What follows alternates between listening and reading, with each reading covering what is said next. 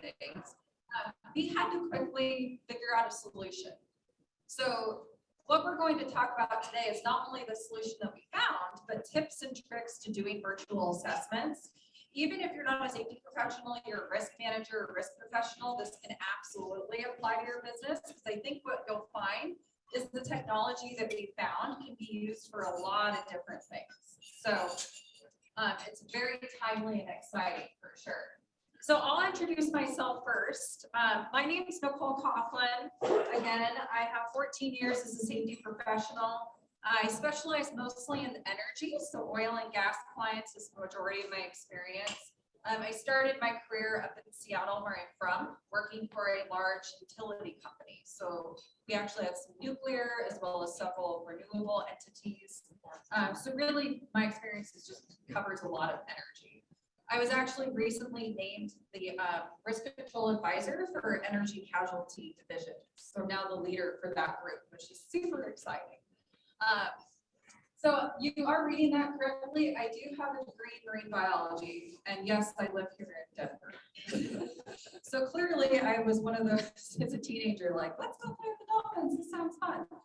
And then quickly realized that not only will that not pay off the student loans in the amount of time, because I chose to go to Hawaii for college, which I was thinking smart, right, when I was young, even though my parents would say otherwise. But I now just treat it as a hobby. But I will say that it did help a lot with the sciences. But when I started working in safety in an office environment and setting, I quickly said, okay, what's HR for? Why do I need to wear shoes instead of my flip-flops to the office? Okay. So I ended up getting a degree, my master's in energy management, which was super helpful. And I'm based here in Denver. My name is Nicole. Is my working? Yes. Okay. Finally. So I've been with IMA for 6 years. I've been in the safety profession for 16 years. I started in construction, and then I went into energy. I consulted with refineries in Canada and the US, as well as in Europe, is where I went with my safety career, and then ended up in agriculture, and here now in insurance. So get to talk to a wide variety of industries.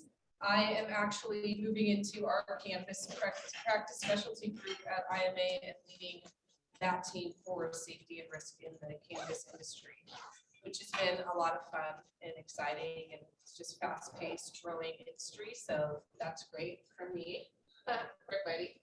I do have a Bachelor of Science in Occupational Safety and Health. I actually started my degree in CU Denver and then ended with Columbia Southern University as I started to travel to Canada working with refineries. I office out of Oregon, in Central Oregon, a small town called La Pine, in the middle of the woods. So happy there, and flew in this morning to see everybody and see some friends again, some clients and some coworkers. While I'm here. So yeah, as Nicole mentioned, we do travel a lot. And we used to, this map here shows where our Denver office traveled frequently prior to COVID. So we would travel from the Denver, Colorado location into all of these areas quite often throughout the year pre-pandemic. So when the pandemic hit, we were all sitting at home wondering, how do we service our clients, and what's the best way to make sure that this service is still effective, that we are giving them what they need, and we are still assessing the hazards and the risks that exist within their company. So we really have to think quickly as to how to do that. Our risk control advisors, we're more than safety. We do a lot of work with safety and worker safety especially. But we look at property risk, general liability risk, security, fleet. So any line of coverage you have with insurance, we can come in and do some advising on that risk for you. And we would do this in locations all over. So without in-person travel, now we had to shift really quickly to what we're doing now, which is a lot of virtual assessments. I just did 2 of them yesterday with some California clients. So we are still working virtual a lot. And then we do have some limitations, and we're going to talk about those limitations with virtual in some instances when it may not be the best decision. So show of hands here in the room, how many of you have conducted virtual inspections? Okay, few. I see my coworkers. You better raise your hand. Okay, awesome. So this is some background of the topic. Is of course us, when the pandemic hit, I think we all had the shock at first of, are you sure I need to cancel this client meeting? And then I was like, yeah, we're all in lockdown. We do have to cancel that trip or that client meeting. So what we did was we had to really look internally at ourselves and say, okay, what current platforms are we using and software tools are we using for our audits and assessments that maybe we could turn into a virtual platform, or they could turn into a virtual platform for us to use. Unfortunately, the program we were using, we loved it, but they were not willing to kind of change with the times and come up with a virtual component. So we went shopping. It took us probably a good 6 months, I would say, total to find the product that worked for us. We tried many different ones. There's many different tools out there. The one we ended up settling on was called Safety Reports. So you'll see examples of our inspections and what it looks like throughout this presentation. We really needed to think about our clients, though, at the end of the day. A lot of them have to do compliance audits for regulatory purposes. And these services that we were giving them were helping with that. They were helping with compliance. So how can we stay remote, but still satisfy the need for their audits? So that's why we looked at some solutions. We had to quickly expand our mindset of this is the way we've always done things, right? We had to kind of force ourselves to learn this new technology. Within our group, we have different dynamics, right? Me and Nikki love the technology, whereas others in our group had a little bit of a learning curve, which we found in our department, which was completely normal. And we also wanted to be strategic. So using the tools and the software that would also not be a burden on our clients. You can imagine a maintenance guy at a low-income housing property that we inspect. There's a bit of a learning curve with using technology. They're not on computers often, right? They're using their hands as tools. So not only was it education on our clients' part, but also on our part. The modern day safety professional is what I like to call it now, that we're using all this technology and doing virtual assessments, but that really is what it is now and what's changed. At the end of the day, there is a legal requirement. So we had to consider our healthcare clients. Virtual inspections may not make sense in an area where you have HIPAA to worry about, right? So it wasn't for every single environment or for every single client. What I will tell you is IMA saw a huge cost savings. So again, we're an insurance broker and they have us as risk control advisors that travel around the country. Not only were we traveling, but our sales groups were traveling, things like that. So literally just from 2019 through August of 2020, so March to August, we saw a $1.1 million savings in travel costs. That was just for that time period. We're still saving compared to what the travel expenses were that we were doing prior to the pandemic. So as Nikki mentioned, we now have a hybrid model. We now look at everything as, okay, do we need to travel? Do we really need to be there to do this in person? And not only that, but there's huge benefits. This cost up here, the 1.1 million in savings, does not include the intangible costs. So our time going through security, sitting on an airplane, all of that, staying in a hotel, working remotely. And at first, as you can imagine, everyone was working from home. So guess what our number one request was? Ergonomic assessments. Okay, because people went to working at their dining room tables, right? How am I fitting at my dining room table? My back's starting to hurt because you're sitting in a dining room chair all the time, not an office chair. So we actually used the tool at first. By sending a link to our client, we could see through their device, mobile device, their cell phone, what their workstation was set up like, and we could make assessments that way. Then we went to industrial inspections, which is what we do in person all the time. So I mentioned property inspections. We manage an insurance captive for low-income housing, which contributes to a lot of our travel, I would say. So not only are we looking at NFPA, fire safety compliance, but OSHA compliance as well. We also have field site safety inspections. I mentioned that my forte and experience is really in the energy industry, so oil and gas. I really had to learn how to expand this tool, this virtual inspection tool, to the middle of West Texas. Has anyone ever been there? Is there a great cell signal in West Texas? Nope, right? There's not a lot out there. So learning how the technology was going to work for us in environments like that versus using a FaceTime, right? When do we ditch the software and go with something like FaceTime? And then there's also manufacturing. So going into actual settings, Nikki is going to talk about one of her clients that has huge security risk that didn't want things on video, right? So again, it doesn't fit necessarily everyone. And then also same with construction sites. So the solution that we came up with, as Nicole mentioned, it took us a while to do some research. There's a lot of solutions out there for virtual assessments. So we do recommend that you do the research and find which tool works best for your company and for what you want to do with that tool. For the one that we came up with and that we ended up choosing, it was one that we could still help them build their business as we built our tool to work with them. So we started to do those remote assessments with them and put those checklists that we created over the years for the different industries we work in into this new tool, whereas we could also use the pre-populated checklists that these consultants had developed over the years, because they were safety consultants that started this tool and the solution that we went with. And if you want to know which solution we're using, you can come up to us after and I'll let you know. Okay. So yeah, so we're just going to refer to it as our tool or solution that we're using. When we do that remote audit, so typically when you're sitting there with a remote audit, as the inspector, you're at your home office, or maybe you're at your main office, your corporate office, and you're at your laptop or PC. The other person on the other end has their phone or tablet.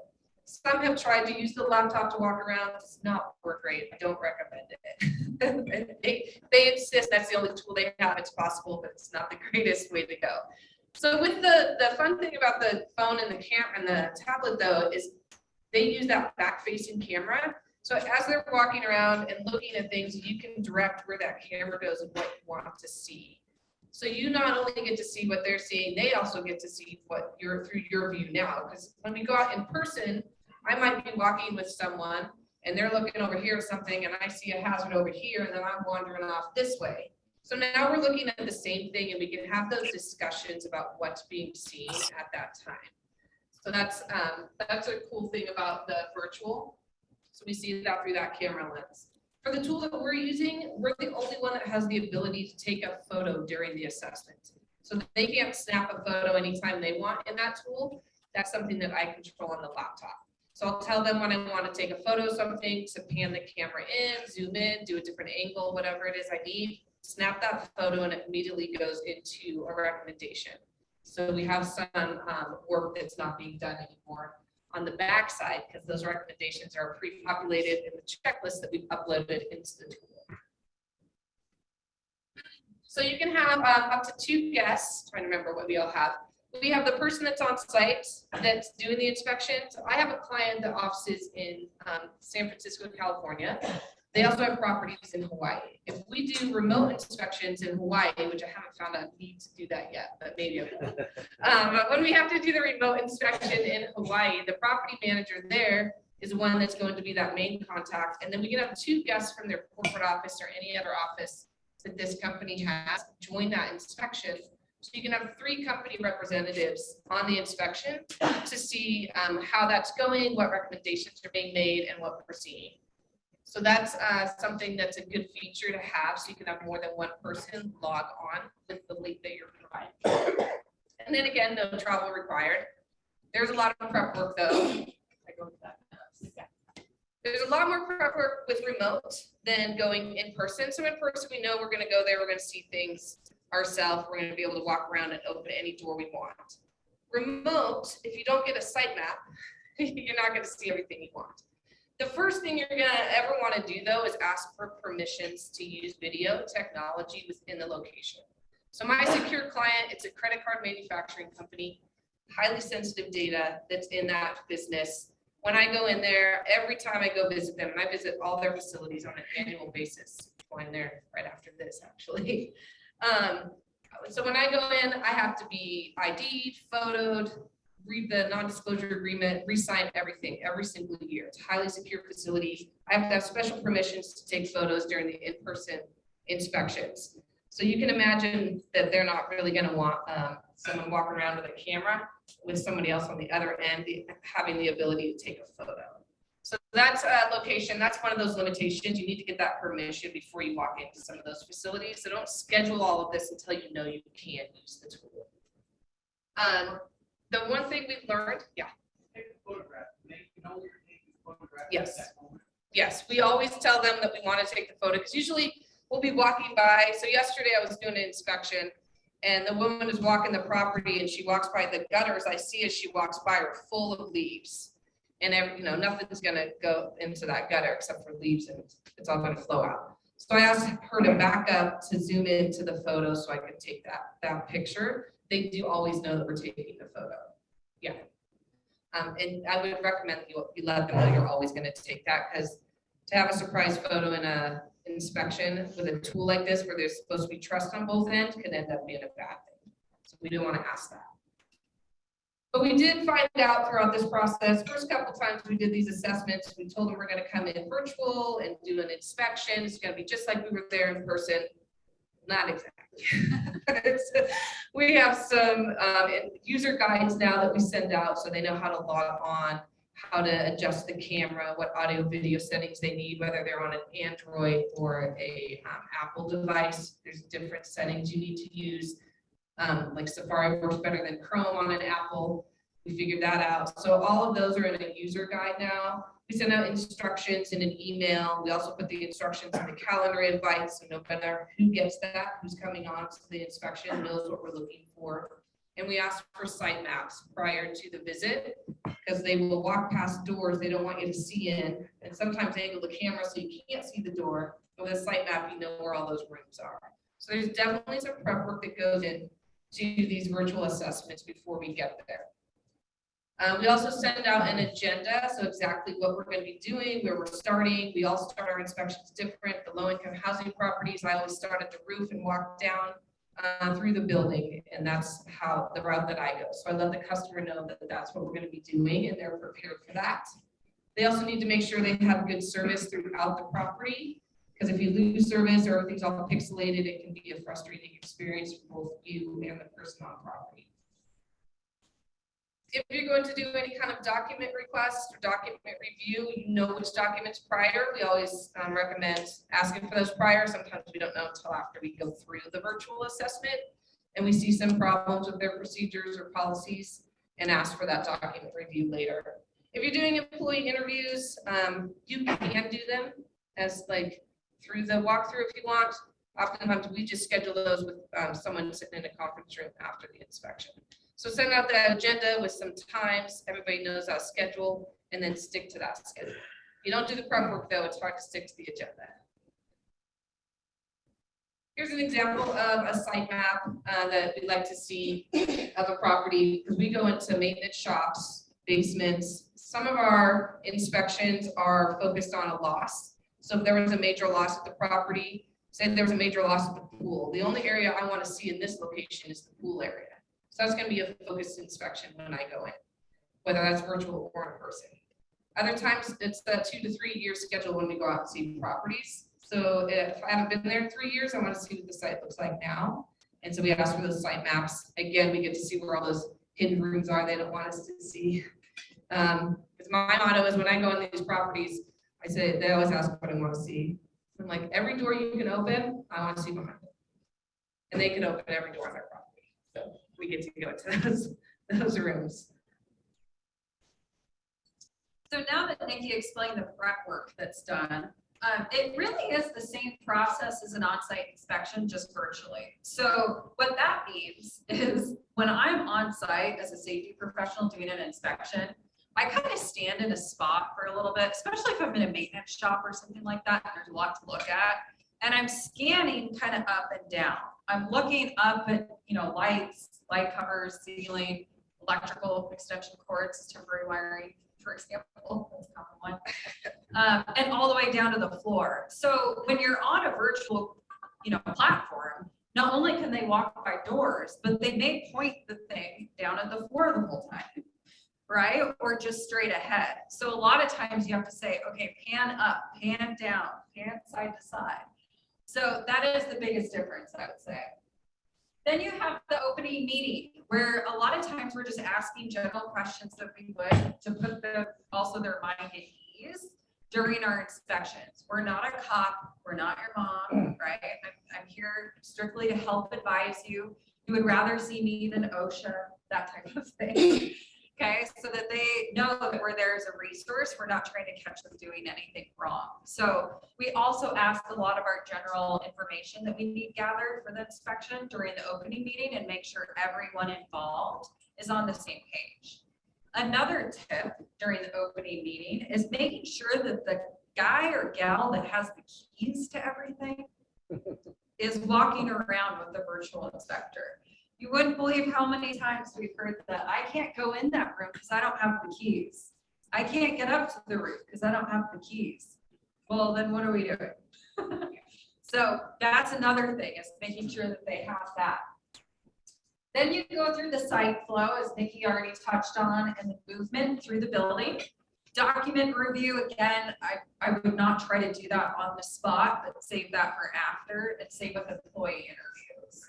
This photo kind of really shows a good example of what it looks like. So we're able to just sit at our laptop or a PC at home or in our office, and you can see that there's a virtual inspection going on his tablet that he's looking at. So this is exactly what it looks like. We're just able to stream through the device. There's limitations, huge limitations. I already talked about cell phone signal, or if they're connected to Wi-Fi in the building, they go outside of the building and it tries to disconnect from Wi-Fi and connect to cell signal. That's a limitation. So we have to plan for those. Part of that opening meeting where we're talking about, hey, is the guy with the keys here? We also talk about Wi-Fi connectivity versus cell phone connectivity. Battery life of the device. Nikki mentioned that we now send out user guides. In those user guides, it says, please charge your device. Because the last thing we need is doing a virtual stream. It's going to end up draining the battery life of their device. So we need to make sure that it's fully charged. Privacy is still a huge concern with several of our clients. In fact, I'm not even entering tenant units yet in our low-income housing. We used to really go in and try to inspect randomly picked units where residents are actually living. They don't want us coming into their apartments due to COVID, right? So there are privacy concerns and issues, and if they don't want us in, we have to respect that. That's totally fine. Yeah, question. Oh, yeah. Yeah, I understand privacy issues.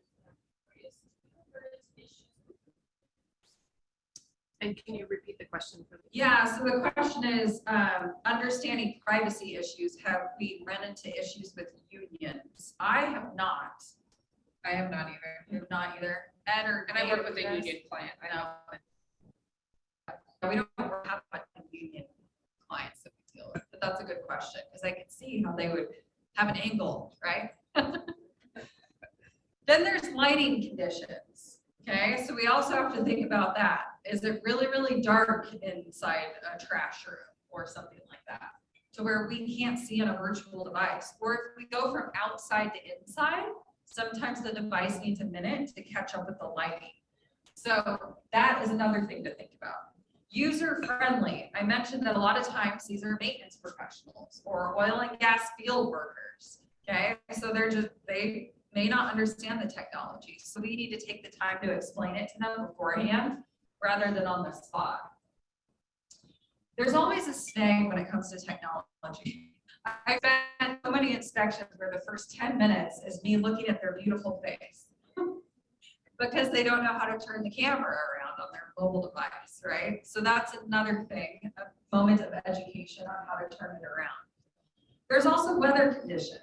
We do these virtual inspections all over the US, so we're dealing with all sorts of weather. The last thing we want to do is create a hazard by having someone slip and fall on ice, right? Because they're paying attention to their phone. So we also, the morning of the inspection, the virtual inspection, I always reach out and say, how's the weather? Or I look it up, just to make sure that I'm not putting them out in the rain. Because these things, right, and rain, getting wet does not mix. We don't want to ruin their device. Our view isn't always the best. I get motion sick pretty good. A marine biologist that gets motion sick. That's also why I had a career change. It's like seasickness and marine biology do not work well. Okay, but when you think about it, someone's walking with the camera, right? It's shaky. You can actually, you have to look away for a second sometimes to get your bearings again, because you can get a little sick if they're really bouncing around. Nothing really does beat being there in person. I think, at least speaking for myself, when I started traveling again and doing inspections in person, once kind of all the travel restrictions lifted and things like that, it felt good. It did feel great to be there in person. It's just not the same doing it virtually, but again, we have used this as a tool to now have a hybrid model. And at the end of the day, you're really reliant on the person at the other end, okay? But there's also a good example of where this doesn't work is in looking at machine guarding. We cannot ask a client to take their mobile device and insert it into a machine for us to accurately see if a guard is being bypassed or not, okay? That's putting them at risk, that's putting their hand or limb at risk. So there is a time and place for these. Walking distracted. Here is a good example of walking distracted. There's no sound to this. I think we've all seen this video. You seen that? There's like dozens of these videos. It's not just this Millions, one. millions of those videos. Millions of videos. So this lady was on her cell phone and walked into the mall fountain, fell in, and then just got out and walked away. Like, hoping nobody saw that. Okay. So here, and then here's another. So you'll see that this is a different angle from the side. She comes over here and walks across and falls in. So here she comes, right there, and just texting and walking, okay, right in the top. So this is what we did not want to happen by doing virtual inspections. We did not want to create additional hazard. So assuming that everything is working well and the weather's good and we're able to proceed with that virtual assessments, this is a look into the tool that we are using. So this is a screenshot of a recommendation. This is for compressed gas cylinders. So when these pre-created checklists that we have, we can go into the recommendation itself. So when I'm looking at compressed gas cylinders, I can go into this section of the report. I can take the photo there and put it into there. And this recommendation automatically generates. So it's really quickly, because how many times have we been out on site taking hundreds of photos during an inspection, we get back to the office to type up recommendations, cannot remember why I took that photo. Don't even know where that photo was taken at, right? So now we have this tool and it allows us to have it right there. We don't even have to think about it later. You can put notes in if there's different locations where these things are located. You can put notes in as to where the recommendation, where the location it pertains to. So if you go to the next one. So this recommendation is pre-populated. So it's direct, but it also has the reference to the OSHA regulation, and this one has an incorporated standard as part of that. If you're out there and someone wants to see that OSHA recommendation, you have that option as well within the tool to look at the standard and see what the standard says and have a conversation about it. So there's a lot of cool things that come into the tool itself when you're doing in person or virtual, and you need to have those conversations for clarification. It's already pre-populated for you. You can just discuss it right there. With the audit follow-up, that recommendation pre-populates, it goes into a report, and we go into the final report. So when you go back to the PC after you're done with your assessment, you can submit the report. You can always preview that. You can make any edits you want before you submit the report. Our reports we have as the option of a PDF or a Word document. We have some clients that like to have editable forms. They don't really need them because we can create an Excel spreadsheet, but they like to have Word documents too. So we do have that option. You can decide what format you want to use. If you always want a PDF, no one can ever mess with it, that's your choice. You can do that. So when we go into the final report, we have the ability to see what actions are being closed out with a corrective action tracking tool. And the client actually gets an electronic link and it says respond to recommendations here. Now this idea of a link, I think it's on the next slide. Yeah, right here, click here to respond to action items. Prior to using this tool, we would send out PDF documents or Word documents to our clients. They would make corrections to the actions that we had or to the recommendations we'd given. They would email us back with photos and what they had done, and then we would do the work of closing out their recommendations. So this link is a new idea for a lot of our clients. Takes some education, takes a couple times to push back. Hey, thanks for your response. Could you put it in the link that I gave you? And sending it back to them. So we do have to do that. So just education with your customers and your clients or your employees is going to be something that needs to happen as well when you introduce a new tool and that link in there. So this is what our audit report looks like. This is a section. All of ours show up in red if it's an issue or opportunity. It also has a space for positive observations. We do make those. It's not all recommendations out there. There's some good practices. So this one was some water coming into a building. So water intrusion issues, we made some recommendations for that and sent that out to them. So corrective action tracking, when you make the recommendations, you then want to know if, are they following up? For us as an insurance broker, we require a 45-day follow-up from our clients, whether that's closing out the recommendation or that they're in progress with it. We want to know what's happening within 45 days of our visit. So we can pull up this corrective action tracking tool. So this is for the inspector only. The client doesn't get to see this. So anybody that uses one of these tools, there's some really cool reports that you can pull up, and this is one of them. But in here, you can go and see what the action was. So if it shows closed, like it shows here in the column for status, you can go in and see what they did, what action they took. We don't look at every action that our clients took, but sometimes we have some recommendations that are required by an underwriter, and we need to verify that they followed through with the recommendation as stated. So when I click that link, I go into their recommendation. This is what your client sees, or your customer, or your employees, anybody going into that link. So they'll see this thing, this recommendation. So it's what you saw, the picture you have, the recommendation you made at the time of the investigation. And then they can put in their notes, the hook was removed from the doorway. We don't assign parties to them, but a responsible party, because I don't know everybody in all my clients' companies, thousands of people, but they know, so they can assign someone. So if my client goes in, they can assign a responsible party, and then that person gets an email link as well. So then it's not one person. You have one contact, but they don't have, they can assign others. So there's a lot you can do within the corrective action. If you don't want one person responsible, multiple people need to be, there's the ability to do that. So this is the CAT status report, or the corrective action tracking status report. I took out the company names. Normally the inspection name and company name would have been populated. I did remove those for privacy concerns. But this shows for this one company the inspections that I've made for the company at their different locations. So you can see they're a little bit overdue on some of them, but it shows a total number of negative observations on the report, what they've closed out, and the percentage for that closeout. So if I want to see what's remaining on the report, it's a link in here for the inspectors to go in and see what recommendations are still outstanding.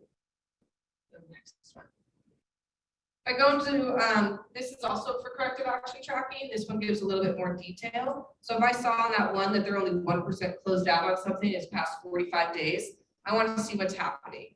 This is a spreadsheet that I can pull up and look at. Again, this is that same client I showed you. They have 93 action items, 87 remain open. We have some 50-day open. So I know that they're overdue on those. At that point, I'll send a reminder to the client that they're overdue on their recommendations. So it's a really quick look this tool allows you to do to pull up that corrective action tracking within your organization to see where you're at and find out what's happening with that. It can be either closed, open, or in progress for your actions. And then if you want to see how your employees are performing, I don't even know if Nate knows about this, so now I'm telling him. There's an inspector activity report. So you can pull up anybody that's assigned as an inspector in your company. You can see how they're using the tool and what inspections they're making. Now, normally it would be, I've hidden some lines here because the inspection name includes our companies that we work with. But Nicole's made 57 or 54 inspections. She's made 1,911 observations, which averages out to about 35 negative observations per inspection. And then you can see that I've made 57, 31 observations per inspection. So if you want to see again how your employees are using the tool and the performance of that, you have the ability to look at that as well. So one thing you may have noticed in what Nikki just covered is the other reason we picked this tool that we did was because of all of the data trending capabilities we're able to do. So even if you use this within your own company, right, you had other people doing inspections or you were assigning action items to managers or supervisors, you can go in and track a ton of data related to your inspections. And it's all pre-populated. You can build custom reports or you can do some of the template reports that are already in there. So here's the benefits. One is if you have lower staffing levels or people that don't have the ability to share the responsibility of inspections, doing the virtual tools is a great way, especially if you're an organization that has multiple locations. It does save time, ours, travel, as well as their time, right? Yes, these inspections go a little bit quicker in the virtual setting versus being there in person, but it is really a time saver, a cost saver.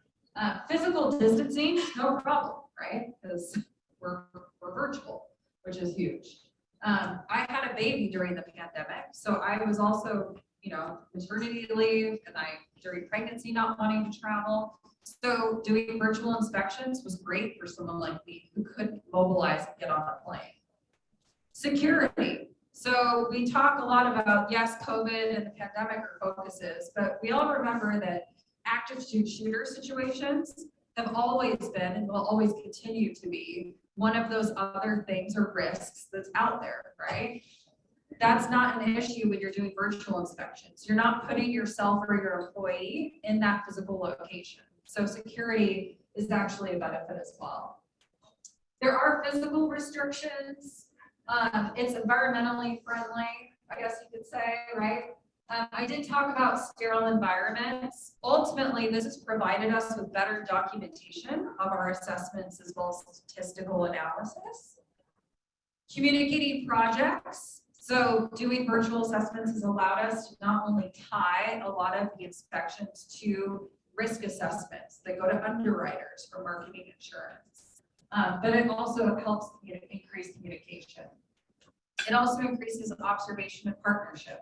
Our clients found, a lot of them, the feedback in using this tool is that it was just as effective, if not more, than an in-person inspection because we were patient with them, we took the time with them, and it really was a tool for them at the end of the day. And it's the preparation too that helps to make them as effective as if you were there in person.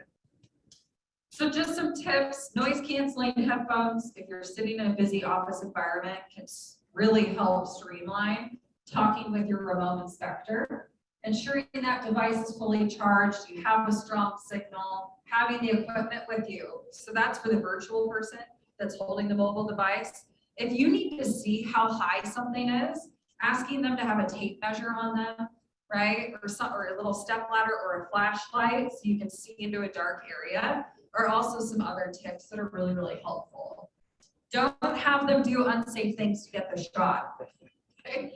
On a lot of our inspections, we have people climbing roofs and they have to climb fixed ladders. I'm not going to have them hold a mobile device, right, and try to climb the ladder. So I either have them disconnect and then reconnect once they're up there, or I have them just put it in their pocket and climb the ladder using all at least 3 points of contact. Having a plan and having a backup plan. If it doesn't work, it's fine. It doesn't work. We can reschedule, we can adapt. It's not their fault. We'll find a solution for sure.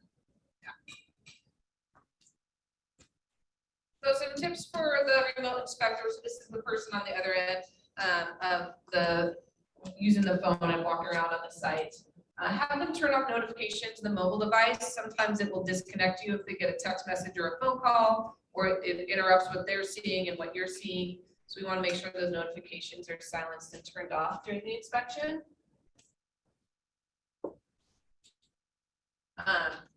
Yeah. So film in straight lines, have them pan slowly up and down. Nicole touched on that a little bit. So think Blair Witch Project. We don't want that. It can be very, very difficult and you can't see anything when they're doing that. So just as the inspector on that sitting at the laptop, just speak up if they're moving too fast and you can't see anything. When you first enter a new room or a space, I think Blair Witch Project by age me a little.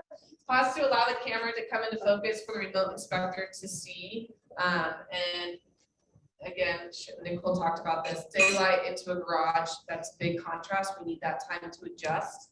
And going into those dark rooms. There can also be pixelation issues. If the Wi-Fi signal is a little bit weak, if we're going into one area, we need to pause for a moment for it to catch up. I've had that happen with some clients in Portland. Every time they go in their storage room, they gotta stand there for about 30 seconds before the picture shows up again. Consider preloading your audit checklist ahead of time. So have everything scheduled and ready, whether you're in-house or with a third party. And that way it's easy to go to that inspection and find the category and the recommendation that you're looking for. Be familiar with the checklist that you're using, because the worst thing is to sit there and go, oh, hold on a minute, I know it's in here somewhere. And making them wait as you're trying to find out where that recommendation is. If you can't find it, just take the photo, you can come back to it later because it saves it in the report as well. Ensure the person with the keys is walking with a remote inspector. I had to ask for this yesterday on one of mine. They started walking and they were like, where is it we're going to see again? So I reviewed again with what they were going to go through. We've just gone through this. Oh, I need the maintenance guy. So we have to go wait for the maintenance guy. Because if you don't, if you're sitting there standing at a door waiting, silence, awkward silence, unless you're really conversational. Or the other person on the other end of the phone is really conversational, it can be a long wait while someone runs to get keys, especially in some of these properties we go to. I have one client that's 35 acres. If I was waiting for someone to go get keys, it'd be a long wait.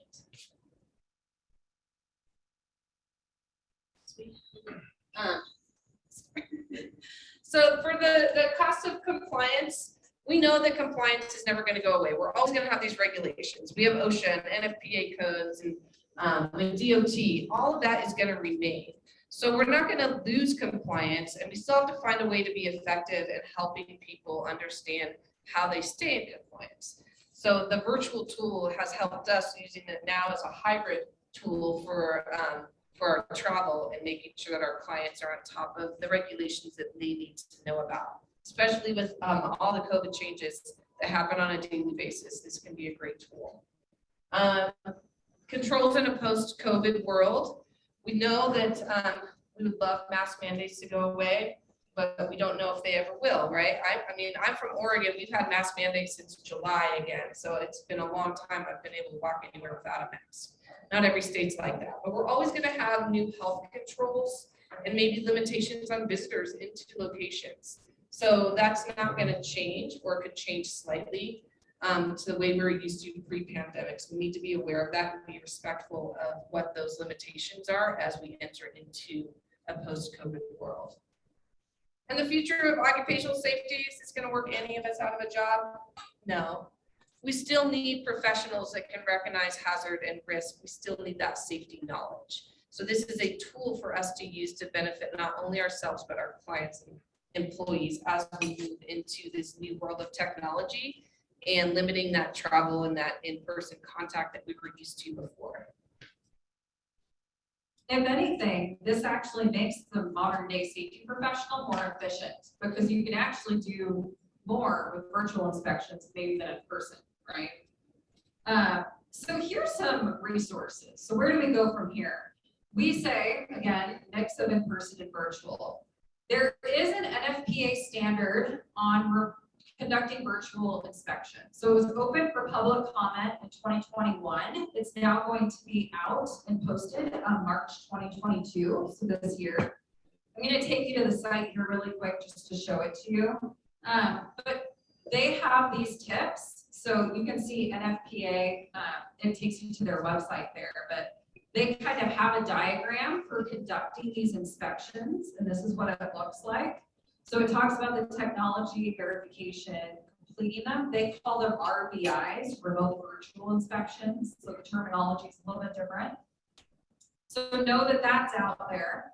The ICC, so basically construction, building practices and codes, they actually came out with a guide, which is right here, on remote virtual inspections in May of 2020. So talk about cutting edge. They were on right time of COVID. But it's like a 48 or 38, no, 16 pages. But it goes through a lot of tips and tricks on conducting virtual inspections. So know that that exists. If you are looking for making a case to use this sort of technology within your organization, here's a white paper on the topic. So this white paper is written by NFPA, okay? But if you scroll down here, there's that infographic I had showed you, but here's their fact sheet and their white paper for conducting things. So if you need financial information, anything again to help build your case, just know that this stuff is out there. And again, that's NFPA 915.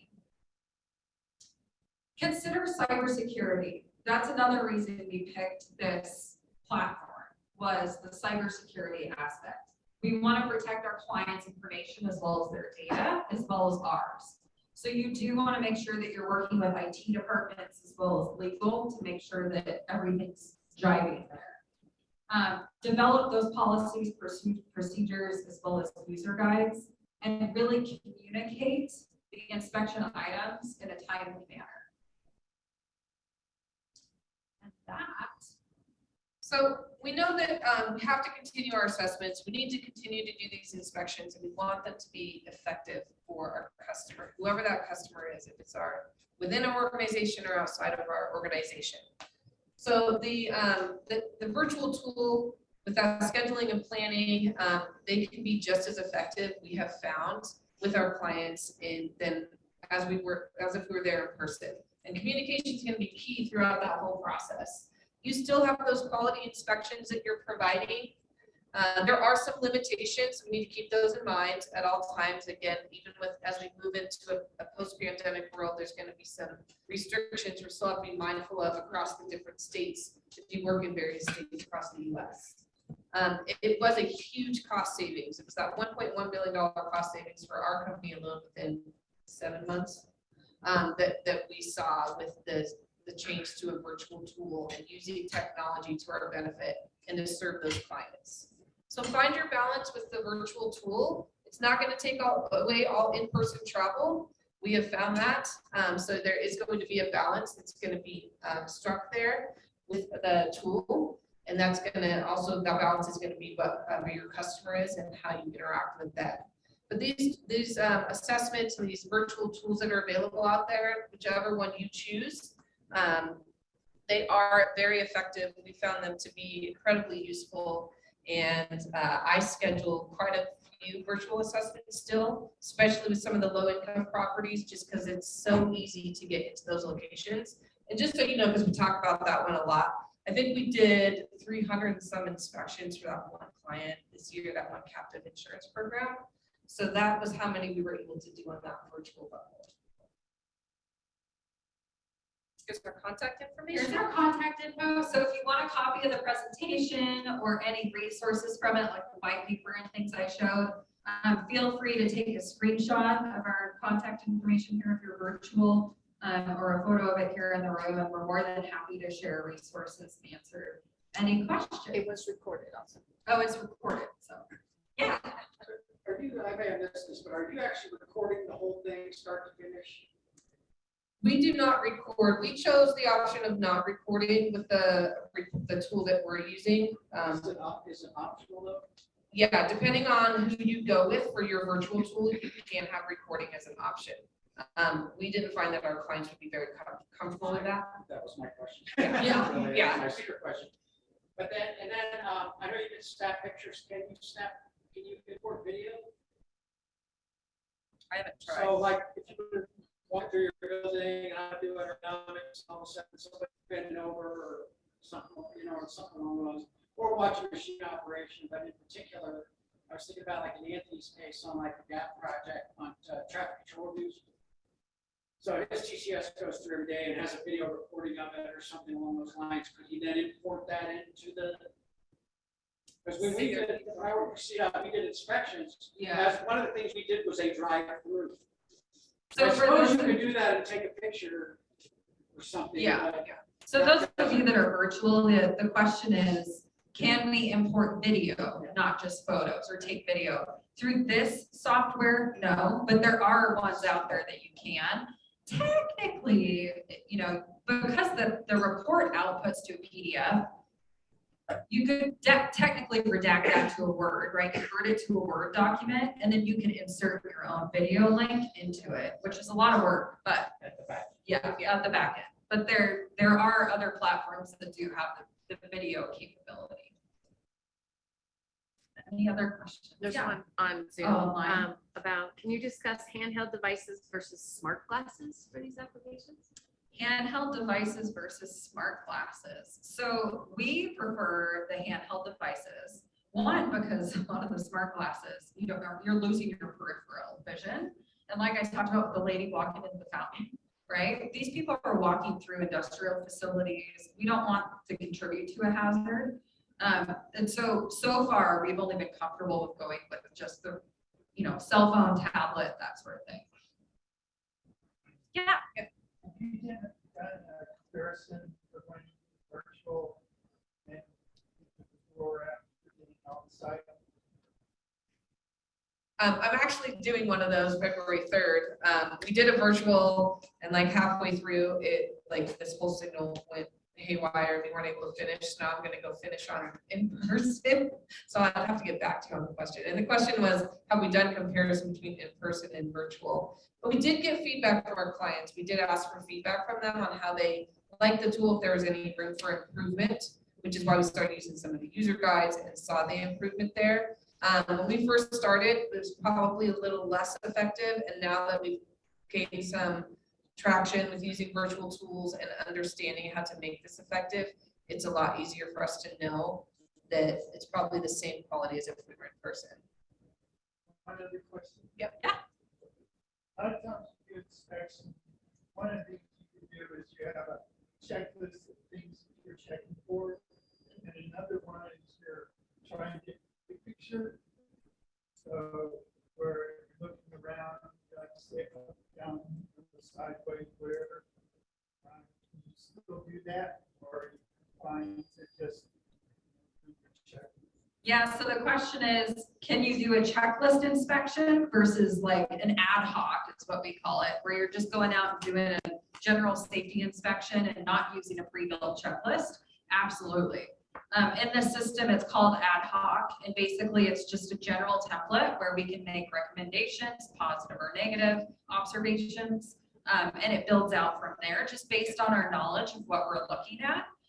And then you do have the capability to also use the pre-populated checklists if you wanted, where everything's kind of built for you. So you're not having to type in every bit of verbiage of an OSHA regulation, right? Or a common recommendation that we see. So you do have the ability to mix and match. And you have that ability also to have them direct the camera where you want to see. Like yesterday was seeing the gutters. I had explained to them that I wanted to see up, down, sideways. And so they did that. So I was able to see that whole circular view of where we were at. Yeah. Did you have any takeaways from this big exercise? And went, "Oh, why are we not doing that when we go to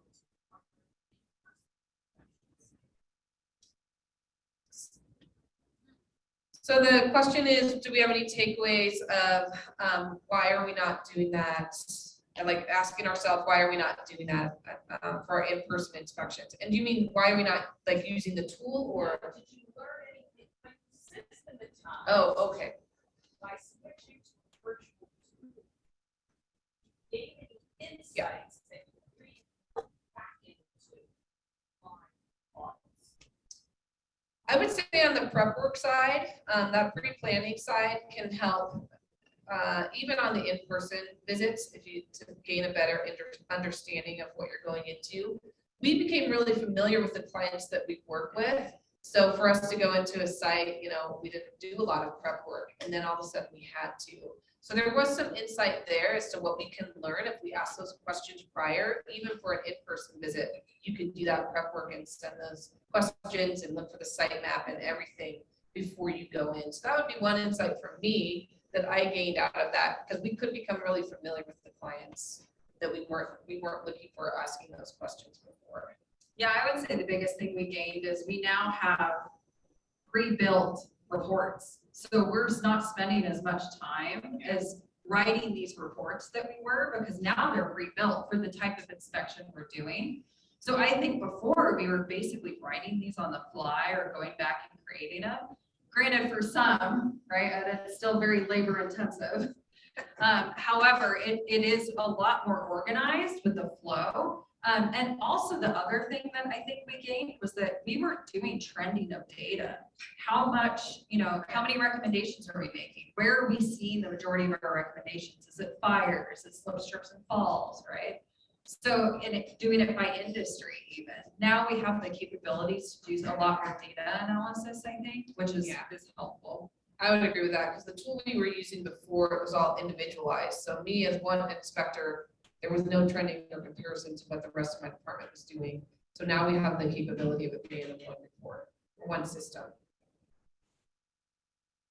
I guess so there's no magic bullet or one size fits all. You're gonna have to mix and match, and some took off with it, some won't ever do it. You'll have to go in person because there are people, depends on the industry. Yes, Yeah. great. Believe me, this Yes. tool is not perfect. No, we still have glitches. We still have glitches. Yeah. One thing we didn't like about the virtual inspections, it's never any lunch. So missed out on 2 years of lunch. It's year 2022, Nate's gonna be opening the wallet, $1. Good point. It's a good tool. Our clients do like food, so lunches. virtual inspections, there's no lunch, so. You said virtual donuts then? Yeah. Virtual donut. That'd be smart, a little That like, we could do you know, that. send Get reimbursed for my- Uber Eats or something. Yeah. Get reimbursed. Virtual burritos. Exactly. Uber Eats. Any other questions? I don't see any more online. Great. Well, thank you all so much for your time. Thank you very much.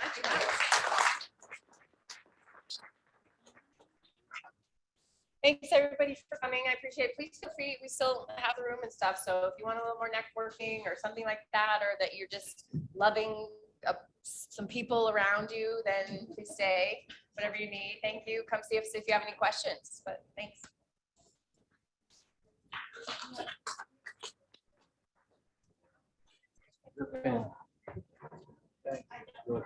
Oh, there's little cups.